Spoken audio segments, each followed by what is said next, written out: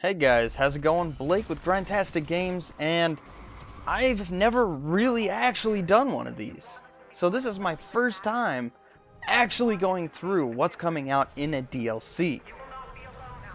And this is going to be an interesting little take on it, because I'd like to start this out by saying I have loved Titanfall 2. I've had a lot of frustrating moments, but I've still loved it all the same. But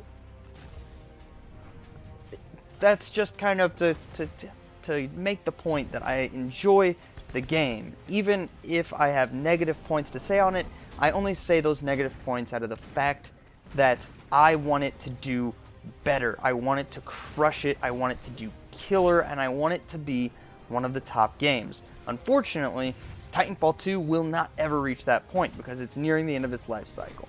So, that's actually one of the first points I wanted to make about this. We got the Postcards from the Frontier DLC video today, and from the beginning of this video, I'm getting this tone that they're kind of saying thank you to all of you who are still around, thank you to all of you who care, we really appreciate it. And all of us appreciate the work that you have done.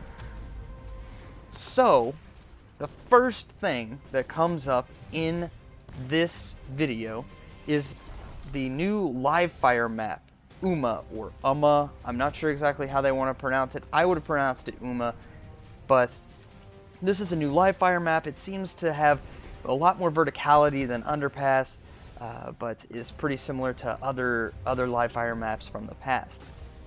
It does seem to have quite a few open areas and tunnel hallways from the looks of the video. I haven't been able to see the actual map itself, but those are the first impressions that I'm getting. We don't get to see a ton of it, so that's really all I've got on that. Next up, they announced that we have the amped hardwall execution. Now, each ability getting its own unique execution is very cool and is a very awesome idea. This one is cool, but at the same time, I feel like it's basically the equivalent of just sneaking up behind the person, taking their pistol, and shooting them in the head in terms of how neat and unique it looks.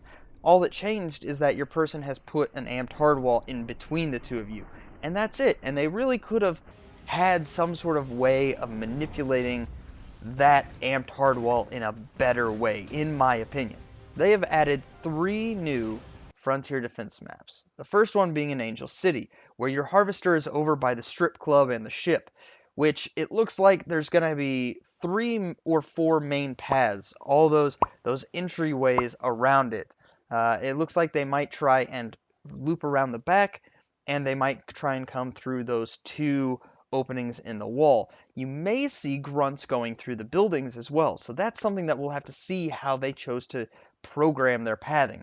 Next up is Dry Dock, which has the harvester in the central area, right where that drop ship is parked. Now with this, there's going to be a lot fewer choke points. You're going to see a lot of arc traps in the 2 directions where Titans can come from, and you're going to see a lot of sentry turrets put in a place where they can hit the outer areas where only pilots can reach.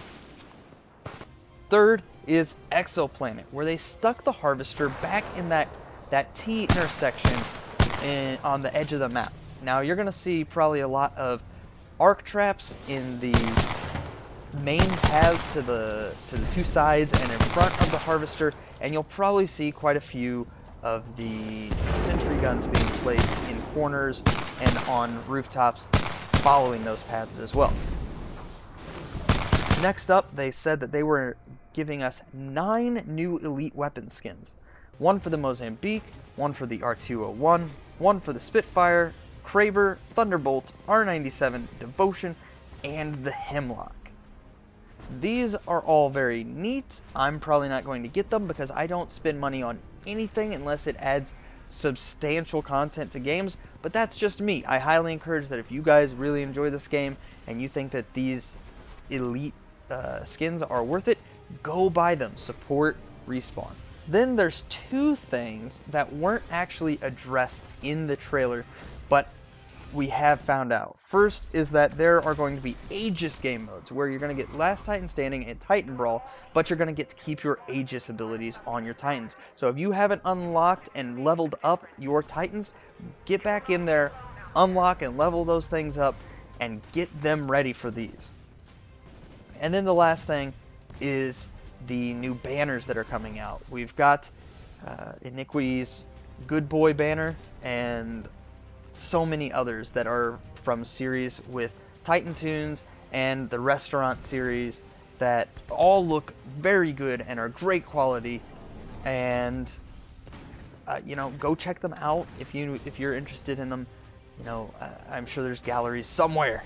So I hope you guys enjoyed this. Please come tune back in later on, and I would love to have you guys during my streams over on twitch.tv/grindtasticgames. You can follow me over on Twitter at grindtasticgame, no S on that one. And then, obviously, please hit the subscribe button. And I will see you guys next time. Peace.